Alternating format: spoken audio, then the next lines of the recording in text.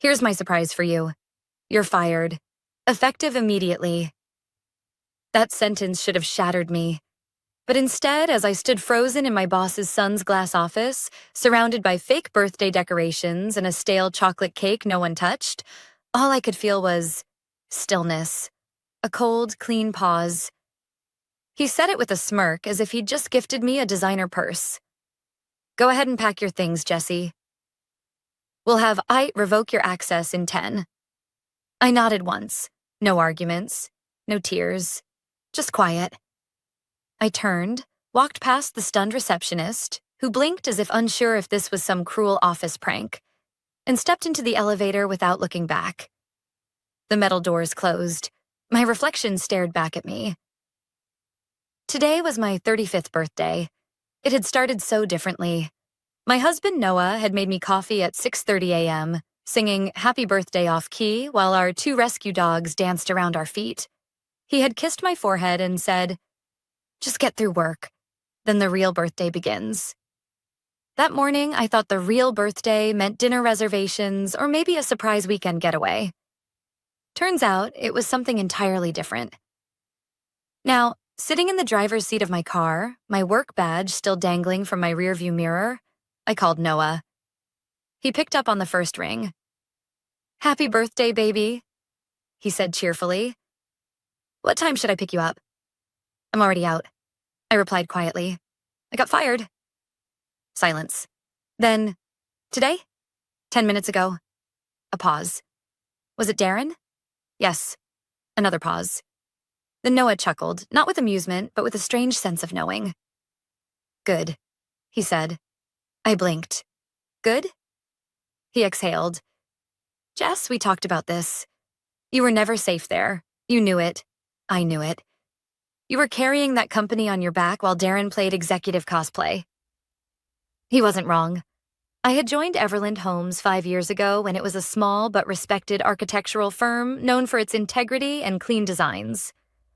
I was brought in as a senior planner, but within a year, I'd modernized their project flow, integrated safety and compliance across all departments, and saved the company hundreds of thousands in failed inspections. When Gregory, the original CEO and Darren's father, was in charge, I was respected, promoted, heard. Then came Gregory's stroke, and Darren, the son with a business degree and a trust fund, was groomed to take over.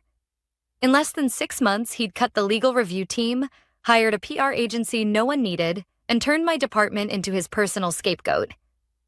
He forgot to invite me to key meetings, claimed my reports were too technical. And now, on my birthday, he gave me the final gift: termination. By the time I got home, Noah had already changed out of his work clothes. He was standing in the kitchen with 2 glasses of champagne. "What's this?" I asked, setting down my keys. He smiled. "To endings." I blinked. "And to what happens 4 hours from now," he added, clinking his glass against mine. "Noah, what are you talking about?" He didn't answer, just kissed my cheek and said, "Just trust me." 3 hours and 46 minutes later, my phone buzzed on the couch beside me. Missed call. Then another. Then 5 more. By the time I glanced at the screen, it showed 98 missed calls. Every single one from Everland. The office manager, 3 department heads, even Darren himself. And just like that, I realized something. This wasn't just a firing. This was a mistake. One they couldn't afford to make. Before I tell you what happened next, take a moment to like this video and subscribe to the channel. Many viewers follow these stories and forget to hit the bell. And trust me, the way this unfolds, you won't want to miss the next part. Back to the story. That night, as Noah and I sat under string lights in our backyard, he finally explained what he'd known for weeks. "Darren approved the Ridgeview deal last Friday," he said, "and he submitted plans under your name, but he altered your original designs." My stomach dropped. "Noah, that's illegal." He nodded. "And dangerous." My hands trembled. Ridgeview was a $22 million housing development. One structural flaw, one missed code, and... He forged your sign-off, Jess. That's when it hit me. By firing me, Darren hadn't just rid himself of someone competent. He'd erased the only person who could defend what came next. And that, I realized, wasn't the end of my story. It was just the beginning. I barely slept that night. Not from grief or anxiety, but from the sheer rage of what I'd just learned. Fired on my birthday, yes. But more than that. Used. My name, my credentials, my reputation, all weaponized by a man who couldn't design a fire escape without consulting YouTube. Darren had forged my approval on the Ridgeview development plans. And now, with me out of the picture, no one was left to answer questions when things went wrong. Because trust me, they would go wrong. The Ridgeview project had been my baby. I spent 6 months refining those plans, making sure every elevation, every code spec, every material choice was flawless. I knew the soil grades. I'd walked the site myself. I flagged the unstable perimeter wall that Darren had insisted was just cosmetic. So when Noah showed me the submitted blueprints that night, stamped with my digital signature, but missing key safety features I'd fought to include, I knew exactly what had happened. Darren had stripped my version down to something cheaper, faster, and more dangerous. He thought no one would notice. And then he fired me, probably hoping I'd vanish quietly, with no reason to ever look back. By 8 a.m. the next morning, my phone had racked up 119 missed calls. The latest voicemail was from Susan, the compliance officer. Jesse, I don't know what's going on, but we can't access the Ridgeview system files. It keeps asking for the primary architect override. Darren is... He's panicking. Please call me back. Please. I didn't call back. Instead, I sent a single text to Susan. Speak to your legal team before contacting me again. This message will be saved. And then I picked up my bag, slid my laptop inside, and turned to Noah. I need a favor. He raised an eyebrow. I need a meeting. With someone high enough to take this seriously. The Ridgeview contract was submitted to the city. Who handles post-approval compliance checks? Noah didn't even blink. My boss, Gina. I'll call her. 2 hours later, I sat across from Gina Montoya in a quiet conference room at the Department of Urban Development. A sharp woman in her early 50s with clear glasses and a no-nonsense attitude. I laid out everything. The original Ridgeview plans, my actual version, Darren's altered submission, the forged timestamp from my login credentials, which I proved had occurred while I was on vacation 3 weeks prior. Gina didn't interrupt once.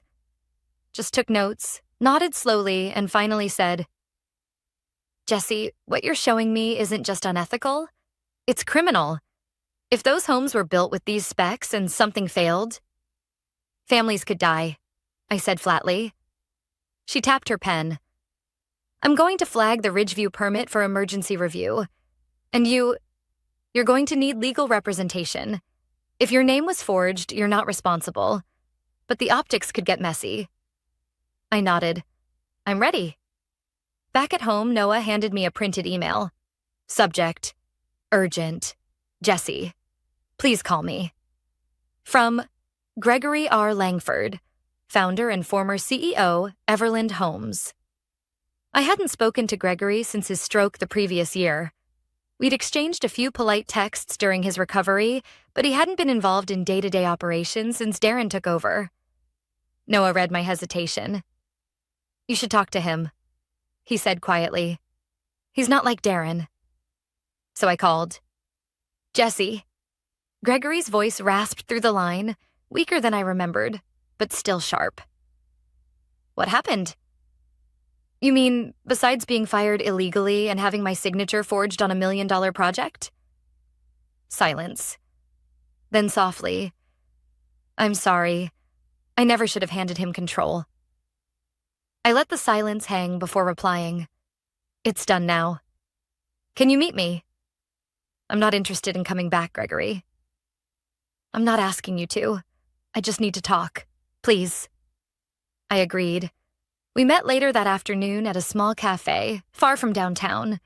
Gregory looked older, thinner, but regret clung to him like a second skin. I built that company for 30 years, he said. And my son undid it in less than one. I thought he just needed structure. I didn't realize he needed a leash. I said nothing. Gregory continued. Susan told me what he did. He's denying it, of course. Said you sabotaged the files. I laughed bitterly. Of course he did. He leaned forward. Jesse, if you pursue this legally, the company will fall. You know that. I looked him in the eye. That's not my problem. He swallowed. What if I offered you something else? I'm listening. But before he could speak, my phone buzzed again. Another voicemail. This one from Darren himself. Jesse, look, maybe we can fix this. I didn't mean for it to go this way. We could talk. Come back. I'll undo the termination. We'll call it a miscommunication. Miscommunication. I ended the call and looked back at Gregory. They're scared, I said. And they should be. I didn't respond to Darren's message. Not out of strategy, at least not at first, but because I physically couldn't. My hands shook too much. The man who fired me with a smirk on my birthday now wanted to undo it like it was a bad calendar invite. Miscommunication, he said. As if terminating someone, forging signatures, and risking public safety was a typo. He had no idea that the city had already frozen the Ridgeview project. No idea that Gina had opened a formal inquiry, and no idea that I wasn't coming back. Not ever. The problem was, the deeper I got into what had happened, the more I realized something chilling. It wasn't just Ridgeview. That evening, Noah sat across from me at the kitchen table with a folder full of printouts. These are Darren's permit submissions over the last 6 months, he said. I pulled them from public records. Just compare them. One by one, I laid out the blueprints. One by one, the pattern became clear. Cut costs, lower specs, remove redundancies, shorten inspection timelines. And every time, a signature. Mine. Or someone else's from the design team. Names of people I knew had no idea they were being used. I think Ridgeview was just the first to almost hit the wall, I whispered. Noah nodded grimly. We need to take this beyond the city. You mean the state board? I mean the licensing bureau, the ethics committee, anyone who will hold him accountable. The next day, I spoke with a construction ethics investigator. I didn't want to go public yet. I wasn't looking for fame. I wasn't out for blood. I just wanted the truth out. And the risk to stop. But truth doesn't come quietly. By Thursday morning, a local news site ran the headline. Whistleblower flags major safety violations in $22 million Ridgeview development. My name wasn't mentioned, but the quotes, the documents, those were mine. Within hours, 3 more outlets picked it up. City council members issued statements of deep concern. And Gregory called again. Jesse, I don't blame you. But Darren, he's spiraling. He fired 2 more people yesterday. Legal's a mess. Clients are threatening to pull contracts. He paused. They want to talk to you. I stiffened. They? The board. No. Jesse, I don't need an apology from a board that let this happen. They watched him dismantle everything. Gregory sighed. Then, what do you want? I didn't answer, because honestly, I didn't know yet. That night, Noah and I finally talked about something we'd both been dancing around. What if this becomes bigger than we expected? He asked. What if people start coming after you? You mean legally? I mean professionally, personally, retaliation. Darren's the type. I nodded slowly. Then I'll need protection. From the closet, I pulled out an old binder, one I hadn't opened since I freelanced during grad school. Inside were sketches, flowcharts, system notes. A full outline for a project management system I'd once dreamed of building. One that would eliminate the need for manual tracking, flag inconsistencies in submissions, and store backup approval trails. I had stopped working on it once Everland offered me a stable role. But now, Now it felt like the right time. I'm not going back, I said to Noah, but I'm going to build something better, something they'll need. 2 days later, I registered my company, Proofline Project Systems. Within 48 hours, I had a consultation request. Not from Everland, of course, from one of their biggest competitors. They'd seen the news, they'd read between the lines. By the following week, 2 more firms reached out, quietly, discreetly. They didn't want to get caught in the headlines, but they did want better systems. Systems I could build. Meanwhile, Everland was burning from the inside. Susan, the compliance officer, messaged me late one night. Jesse, everything is falling apart. Darren's been removed from daily operations, but we can't recover Ridgeview. City says it's unsalvageable. We might lose our license. Then another message, this time from Gregory. They want to offer you something, not employment, a contract. You oversee project integrity, full autonomy. We'll pay. Just help us recover. Please. It was tempting. Not because I wanted to help them, I didn't. But because I knew what I'd built, what I was about to build, was the future. And part of me wanted them to pay to access it. Before I replied, I called Gina at the city office. Hypothetically, I asked, if a private company partnered with the city to build a transparent project verification tool, could it replace the current filing system? She didn't hesitate. If it worked? Absolutely. Jesse, we'd pay for it. The real gift Darren gave me wasn't that text message on my birthday. It was the fire he lit under me, the chance to rebuild, not just my career, but the rules themselves. And now? Now I wasn't knocking on anyone's door. I was building the damn building myself. I didn't respond to Gregory's message right away. Not because I didn't know what to say, but because I knew exactly what I wanted to say. And I wanted to make sure every word was delivered at the right time, with the right leverage. 2 days after he reached out offering a contract, I sent a short reply. We can discuss terms. My assistant will coordinate a meeting. I'll bring my conditions. I suggest you bring yours. Noah raised an eyebrow when he read it. You have an assistant now? I shrugged. Technically, it's my cousin Rachel, but she's good with scheduling and knows not to take crap from anyone. We both laughed. But beneath the humor, I felt something new. Stability. Not in the way a steady job offers, but in something deeper. I had control over my path now. And no one, especially not Darren, could take that away again. The meeting was set for a Friday afternoon in a neutral downtown conference space. I arrived early, dressed in black slacks and a crisp navy blouse. Confident, but not flashy. I didn't want to be underestimated, but I also didn't want to walk in looking like revenge incarnate. That's not what this was anymore. Gregory arrived with 2 board members and the firm's attorney. No Darren. Where is he? I asked flatly, not bothering with small talk. Removed from decision-making. Gregory replied. He's on indefinite leave while the ethics investigation runs its course. I nodded once. I read your proposal, he continued, sliding a printed copy of my terms across the table. You'd create and oversee an entirely new project integrity system, independent from our operations. You'd report only to the board. That's correct. You'd have access to every file, every permit, every blueprint. You'd audit everything before it goes to the city? Yes. And if we object to one of your flags? Then it doesn't move forward. That's non-negotiable. The board attorney leaned forward. You're asking for a lot of power, Ms. Reyes. I'm offering a lot of liability protection. And frankly, after what happened, you need someone the city trusts. Right now, that's me. There was a pause. Gregory looked at the others, then back at me. What's your rate? I opened my folder and slid over a typed number. It wasn't outrageous, but it wasn't cheap either.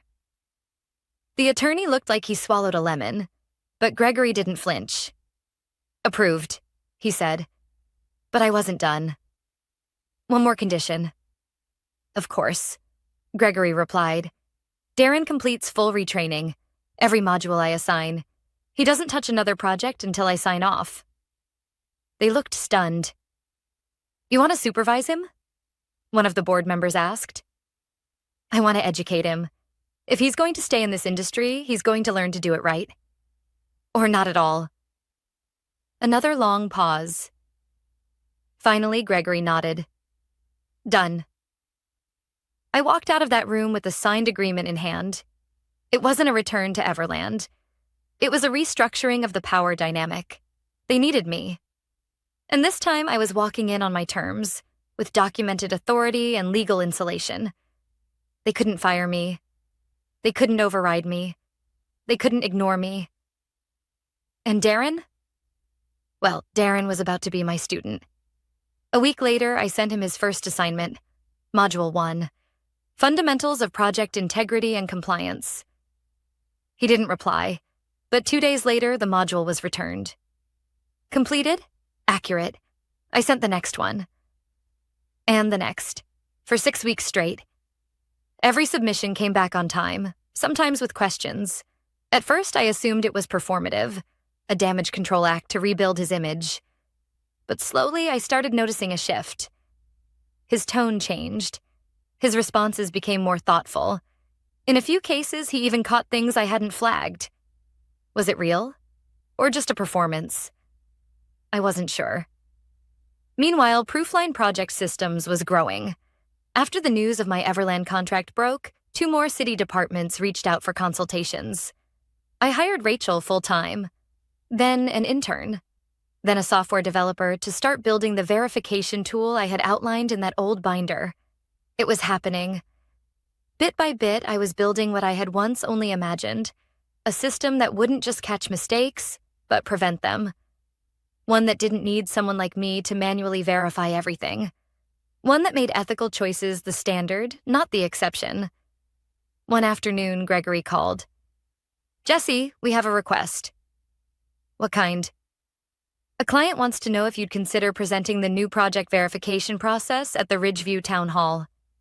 I hesitated. That's a public meeting. Yes, and you're the one person who can restore trust. Trust. That word again. But I thought about it, and I realized it wasn't just about Everland anymore. The community had a right to hear from the person making sure this mess didn't happen again. I'll do it, I said finally, but only if Darren's there too.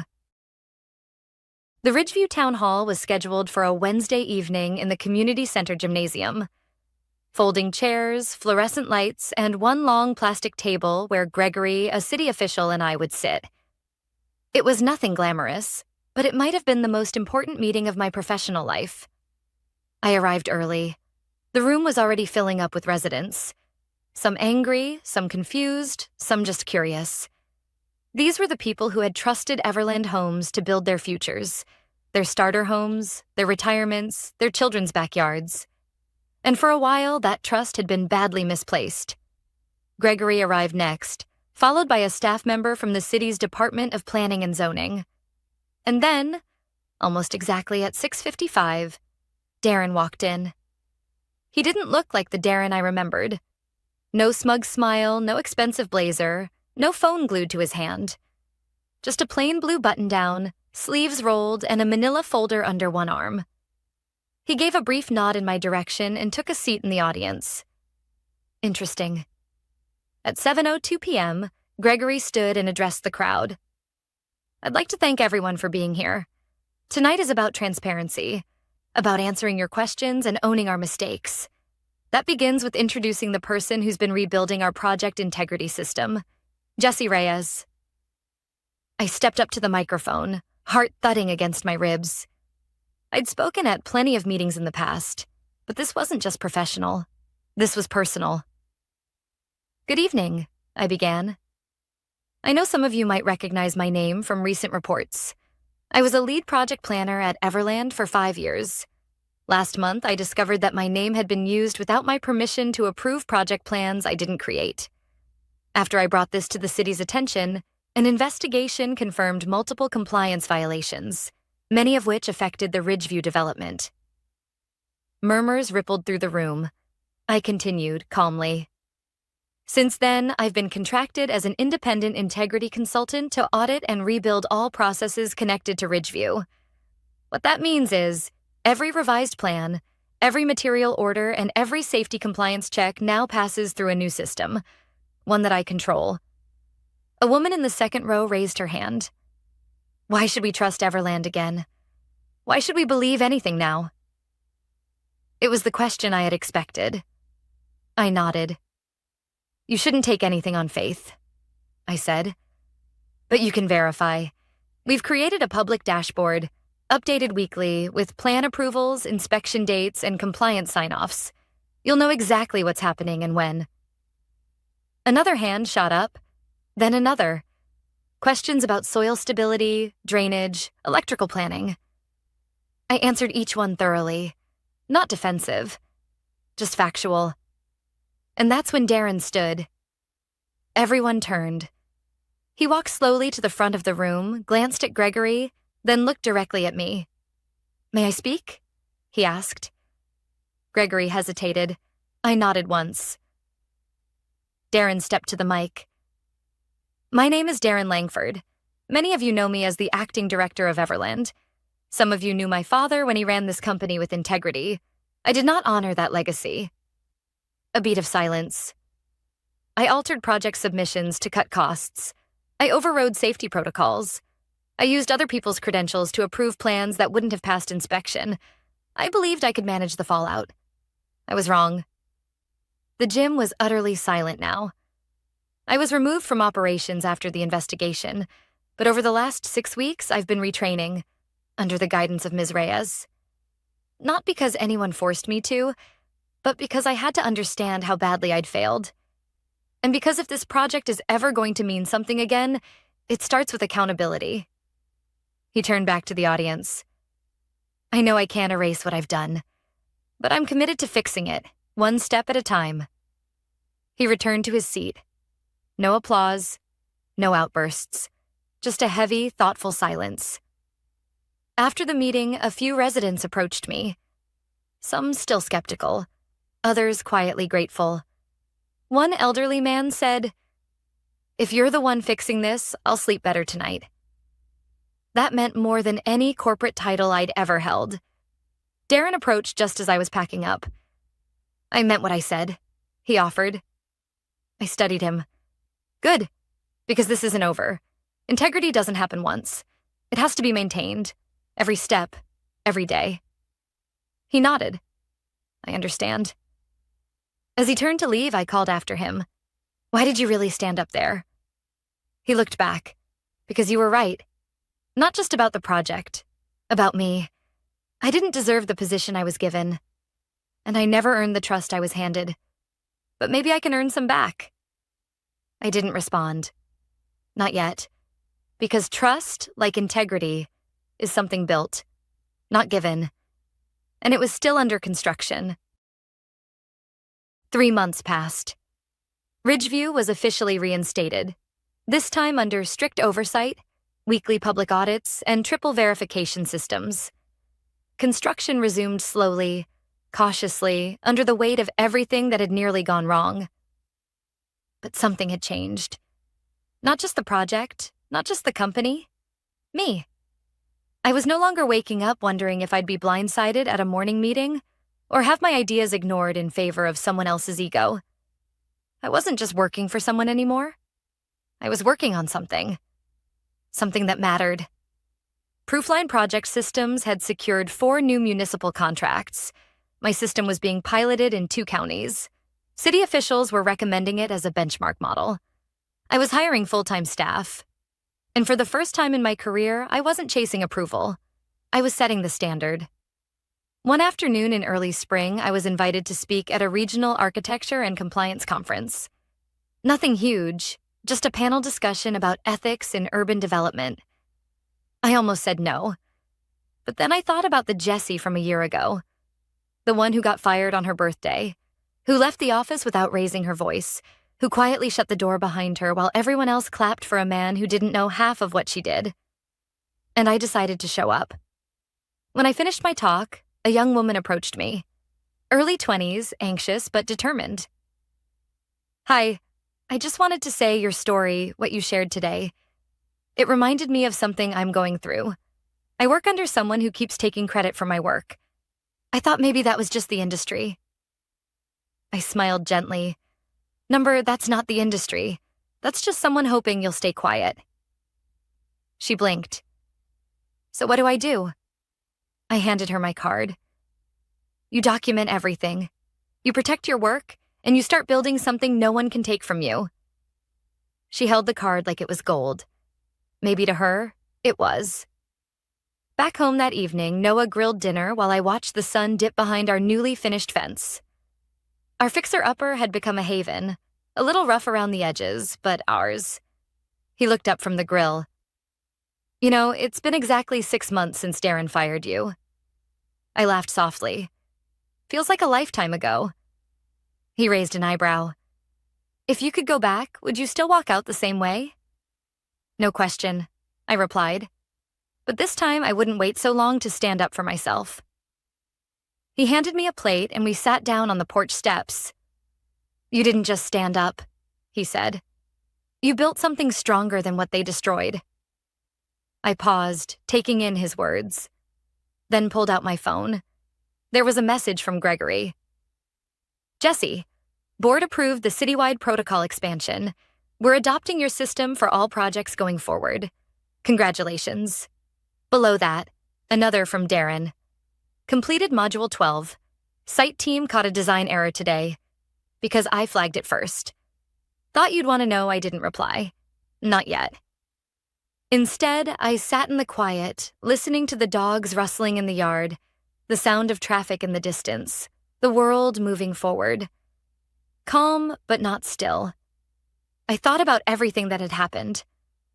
The text on my birthday, the forging of my name, the silence I'd chosen over outrage, the system I built from an old binder, late nights, and a whole lot of bitterness turned into purpose.